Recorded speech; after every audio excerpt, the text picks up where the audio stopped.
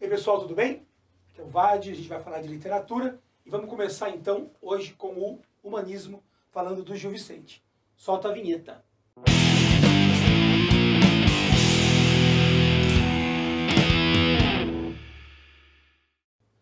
Olha só, a ideia nossa é trabalhar ao longo das nossas aulas sempre a obra literária como uma ponte para que você possa entender todos os elementos que compõem esse momento literário sem aquela palhaçada toda de ficar decorando um monte de característica e tal.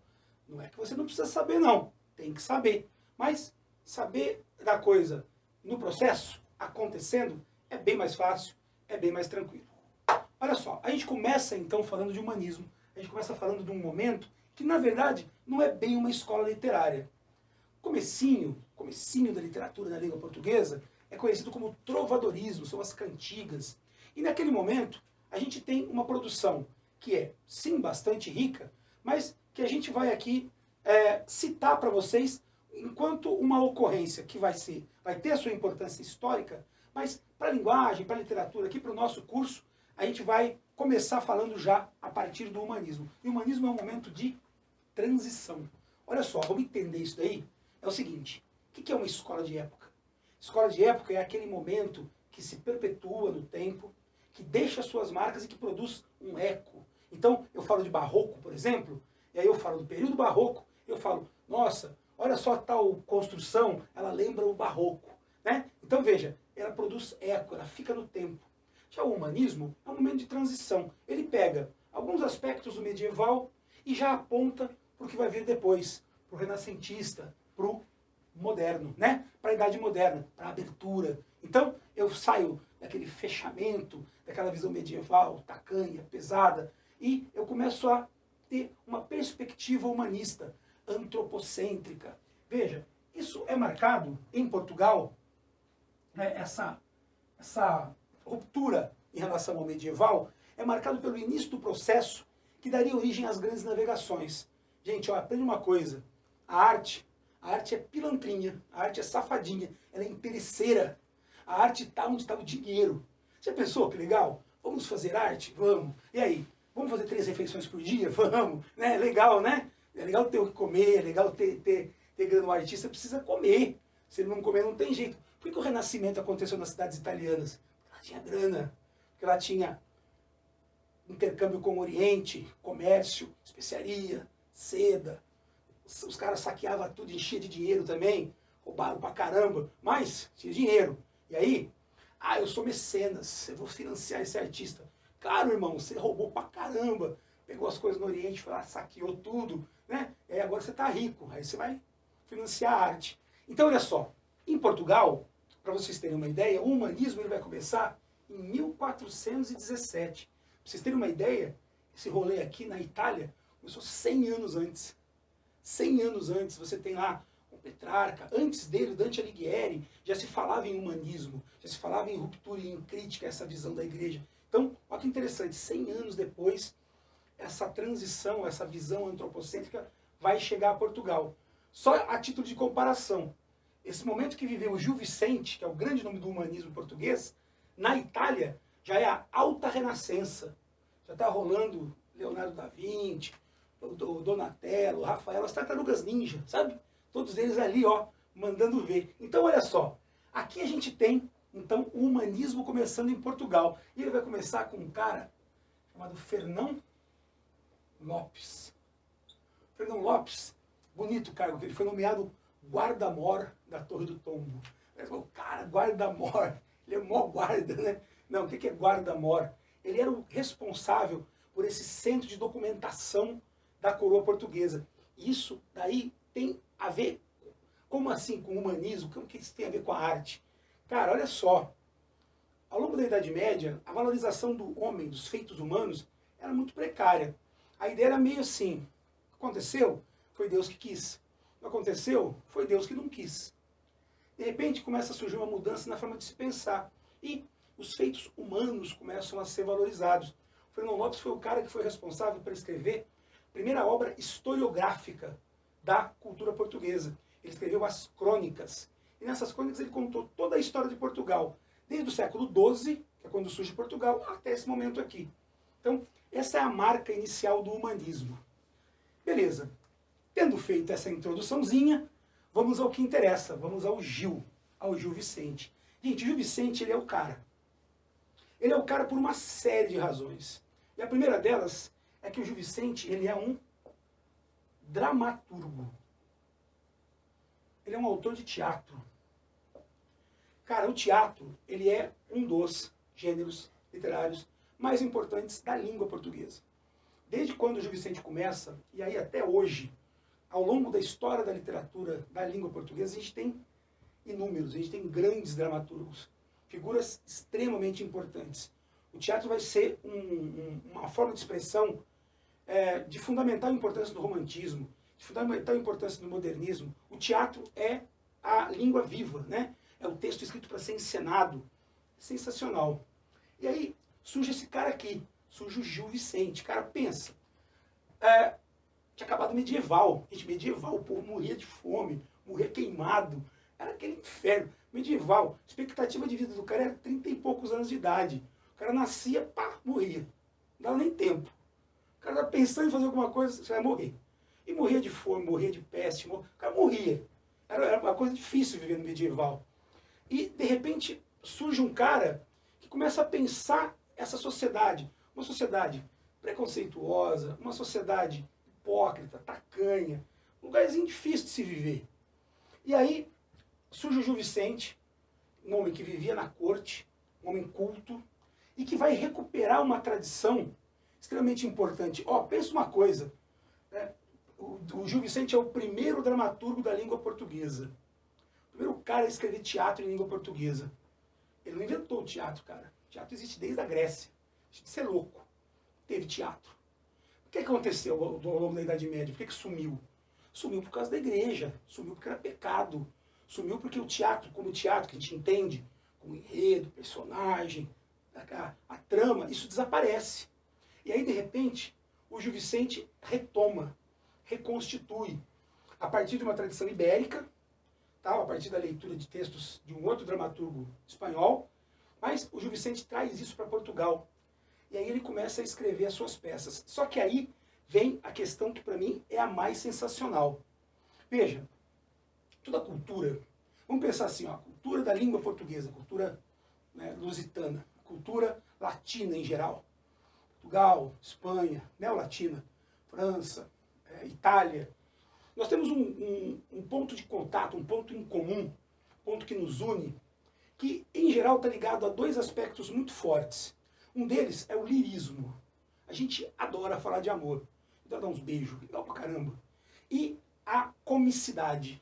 A gente é zoeiro, nós somos zoeiros. Você parou para pensar o tanto que a gente é zoeiro? Agora, você quer ver um negócio que é muito louco? Na tradição anglo-saxã, por exemplo, você pegar a tradição das obras literárias dos ingleses, dos alemães, dos eslavos, esse pessoal é meio bravo, né? Isso é meio nervoso. Ali você tem uma tradição épica muito mais forte. Você tem poucos poemas épicos em língua portuguesa. Já parou para pensar nisso? O que é um poema épico? Aquele poema narrativo, de guerras e viagens e tal. Né? Na língua portuguesa você tem isso pouco. Você não tem essa tradição beligerante. Agora, em contrapartida, a nossa tradição é lírica, certamente inúmeros poemas de amor, e cômica, satírica. E o Gil Vicente é esse. O Gil Vicente é um dramaturgo que vai escrever um teatro moralizante, satírico. O que é uma sátira, cara? Você não sabe o que é uma sátira? Pô, mas você é tão zoeiro e não sabe o que é uma sátira? Então, sátira é isso, é uma zoeira, né? O que é fazer uma sátira? É apontar um defeito de forma bem humorada, fazer uma brincadeira, fazer uma zoeirinha, né? E a gente adora, hein? Gosta, hein, de fazer uma brincadeira. Isso faz parte da nossa cultura. Está introjetado na gente. E o Gil Vicente vai fazer isso de uma forma muito interessante. Ele vai olhar para a sociedade dentro da qual ele está inserido, olhar para essa sociedade complicada, essa sociedade difícil, essa sociedade tensa e vai falar, tem um monte de defeito aqui. Eu vou apontar para o defeito desse povo.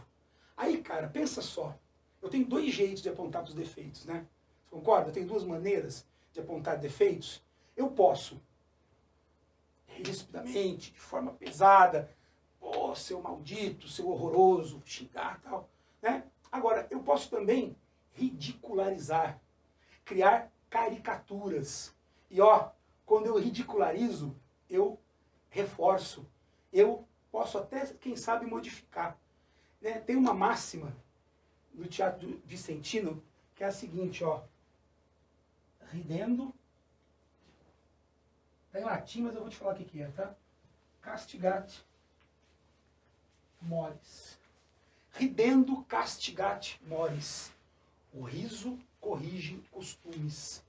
Então, olha que louco. O Gil Vicente vai escrever peças de teatro e vai mostrar os defeitos da sociedade da época. Só que ele vai mostrar esses defeitos de modo a criar caricaturas. E essas caricaturas, elas vão de alguma forma parecer ou aparecer para a gente como seres, obviamente, né, ridículos. E esse ridículo, essa forma de mostrar essas figuras, vai expor o defeito e vai mostrar para a gente essas falhas morais. Então, pessoal, olha só. O Gil Vicente escreveu um número enorme de peças de teatro e a gente vai usar hoje uma dessas peças para ilustrar aquilo que a gente está falando. E é o Alto da Barca do Inferno. Muita gente fala assim, poxa vida, se o cara escreveu inúmeras peças, eu tenho a obra completa dele, são 2 volumes de mais de 1000 páginas, por que só se fala de 2 peças? Só se fala do Alto da Barca do Inferno e da Farsa de Inês Pereira. Meu, eu penso o seguinte, você pega o que o cara fez de melhor e usa como base. Agora, ele escreveu peças, como eu disse, sensacionais. A Barca do Inferno faz parte de uma trilogia, chamada Trilogia das Barcas. Então tem o Inferno, o Céu e o Purgatório. E ao contrário do que você pode imaginar, a Barca do Céu, e na Barca do Céu vai todo mundo para o inferno. É sensacional. E é muito legal, aliás, porque na Barca do Céu tem Papa, tem cardeal, tem nobre, tem rei, viu? Ladeira abaixo. Por que essa aqui ela é, em geral, mais citada? Porque ela traz um panorama social muito mais amplo. Eu tenho aqui personagens que vão representar a sociedade da época, que vão representar as figuras sociais. Então, por exemplo, eu tenho o diabo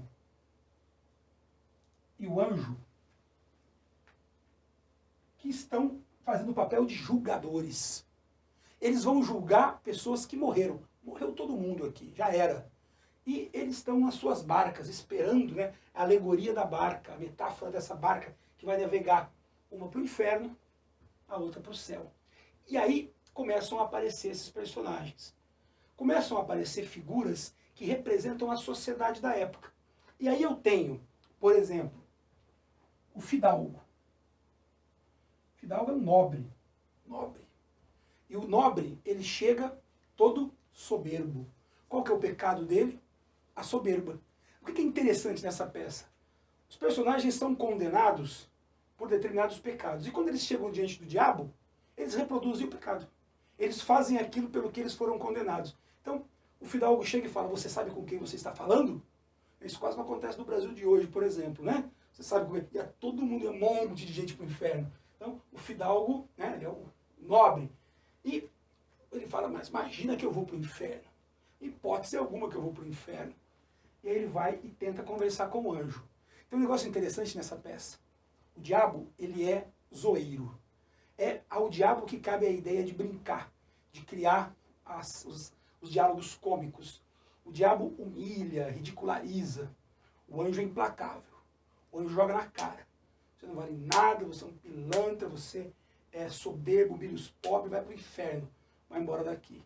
Então, tem um movimento que acontece com quase todos os personagens. O personagem fala com o diabo, descobre que vai para o inferno, fala com o anjo, descobre que não vai para o céu, volta para falar com o diabo e embarca na barca do inferno mesmo. E isso vai acontecendo. Então, por exemplo, com o fidalgo, que representa a nobreza, com o banqueiro e com o sapateiro, que vão representar, em certo sentido, a burguesia. É interessante aqui, porque a burguesia, que estava, né, num processo de ascensão nesse momento, é vista pelo Gil Vicente como o povo ruim, o povo do mal. Né? O Gil Vicente já sabia, ó, o banqueiro vai para o inferno porque ele cobra juros abusivos. não ia ter espaço no inferno hoje, né? O comerciante, o sapateiro vai para o inferno porque é desonesto, engana os seus fregueses.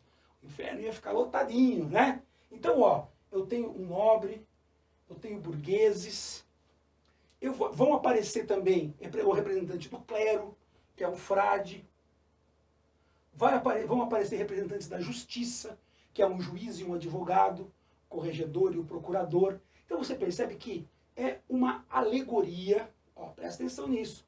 Esse cara não é o cara que representa a nobreza, porque o Gil Vicente é contra a nobreza.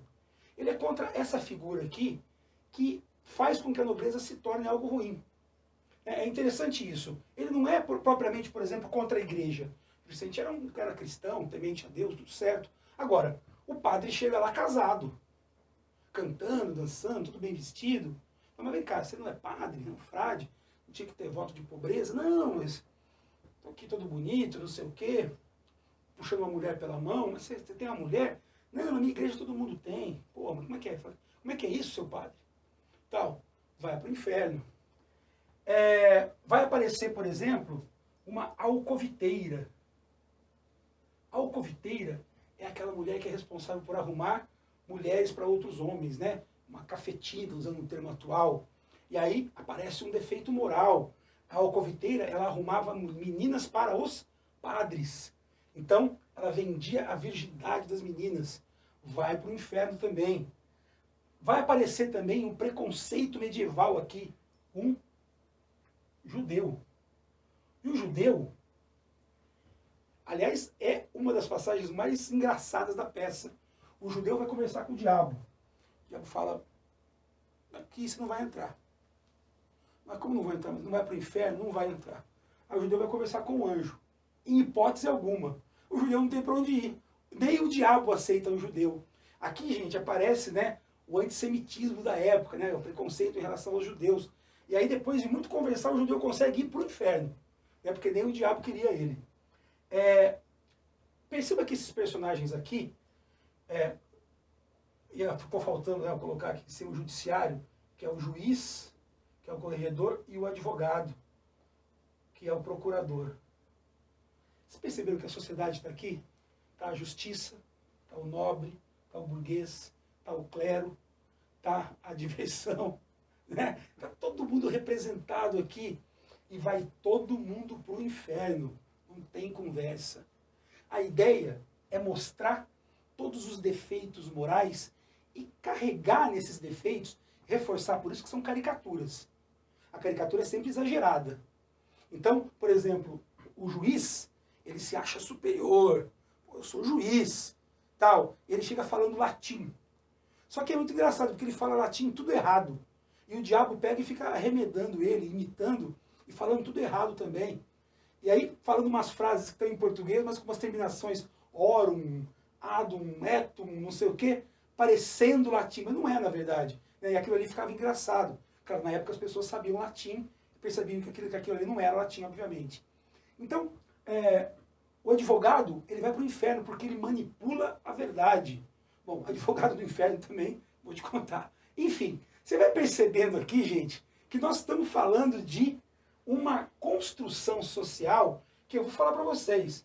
Foi escrita em 1517. 503 anos que essa peça foi escrita. Podia ter sido escrita ontem. Ontem. Tal a atualidade dela. Ou nós não temos uma nobreza que se considera melhor que os outros. Nós não temos uma burguesia que explora os pobres. Nós não temos uma justiça corrupta. Nós não temos um clero hipócrita. O Gil Vicente é um gênio. Aliás, o que faz uma obra ser clássica? É a sua permanência no tempo. Entendeu por que essa obra aqui é discutida e cai e vai continuar caindo? Porque ela é realmente algo grandioso. E aí? Ninguém vai para o céu? Ninguém presta nessa conversa? Sim, tem um personagem que é o parvo. Parvo significa idiota. O parvo é uma pessoa humilde, simples, ingênua, um pouco atrapalhada das ideias, que, muito pobre, morreu de diarreia, não tem maldade nenhuma no coração e não tem consciência dos seus pecados. Cometeu pequenos pecados, é temente a Deus e não sabe nem por que está ali. O parvo quase é enganado pelo diabo, mas acaba sendo salvo e vai para o céu. Né? Ou seja, os idiotas vão para o céu. Ó, tem esperança, hein, gente? Tem gente que tem esperança aí. Os idiotas vão para o céu. De repente, vai saber. E quem mais vai para o céu? Os cavaleiros cruzados. Aqueles que foram, né, lutar na Terra Santa. Então, no final da peça, aparecem 4 cavaleiros. E esses cavaleiros nem conversam com o diabo. Vão direto para o céu, o anjo franqueia a entrada deles e as barcas partem. Então, vão para o céu os cavaleiros e o parvo, né? Eu vou colocar aqui os cavaleiros. Esses caras vão para o céu. Aqui, claro, para mostrar para você, o Gil Vicente era cristão. O Gil Vicente acreditava nesses valores cristãos, desde que o cara fosse cristão de verdade. Esse aqui morreu em nome da fé e tal, tal, então vai para o céu. Agora, o padre safadão, não, esse não. Esse vai para o inferno. Então perceba que o Gil Vicente não é contra a instituição igreja. Ele é contra homens que a fazem viciada, viciosa, ruim. Né? O defeito humano. Então, o que faz o Gil Vicente ser esse cara tão genial, tão brilhante? Ele consegue, lá no século XVI, lá em 1517, século XVI, né, no momento ainda aí, vamos colocar, né, primitivo da história da humanidade, momento, né, bem inicial na construção dessa sociedade, ele consegue perceber defeitos sociais que, cá entre nós, como eu disse, fazem com que essa peça seja atual até hoje. Trazem para a gente, mostram para a gente características que fazem parte da sociedade em que vivemos hoje. Por último, só para finalizar, por que chama auto? O Gil Vicente produziu 2 gêneros de peças, os autos e as farsas. Os autos são as peças que têm teor religioso. Qual que, no final das contas, é o tema dessa peça? A salvação da alma. Isso era uma grande questão na época. Né? A visão que se tinha do inferno era aquela visão que tinha sido criada lá pelo Dante. Aquele inferno com o diabo te cutucando, sei lá, pegando fogo, num tacho de óleo fervendo, você fritando lá, igual um nuggets gigante, o diabo te espetando, você está pronto. Tal. É ruim pra caramba ir pro inferno, né? A imagem que você tem do inferno aqui é uma imagem ruim. E aí o que vai acontecer? Ninguém quer ir pro inferno, né? Imagina o inferno dessa maneira, ninguém quer ir pro inferno. Então, condenar pessoas ao inferno é algo grave. Então, por mais que haja um aspecto humorístico, cômico aqui na peça, por mais que a gente tenha o ridendo castigat mores, a gente tem aqui um tema elevado, um tema sério, que é a salvação da alma, o tema religioso. Já as farsas eram peças de teor mais popular, peças que traziam uma pegada, né, uma brincadeira um pouco mais escrachada, aquele escracho. O legal do Gil Vicente é que se você pega, por exemplo, a estrutura do Alto da Barca do Inferno, não é uma narrativa linear com começo, meio e fim. São quadros, são o que a gente chama em inglês de sketch, que é justamente como se faz humor até hoje. Como é que são os quadros humorísticos? Quadros, né, os programas humorísticos. Pequenos quadros. Entre um humorista faz uma brincadeira, entre o outro faz outra, entre o outro faz outra. Quer dizer, o Gil Vicente, lá no século XVI, estabeleceu um padrão que se sustenta até hoje. Certo? Então, gente, isso foi o Alto da Barca do Inferno, foi o Gil Vicente.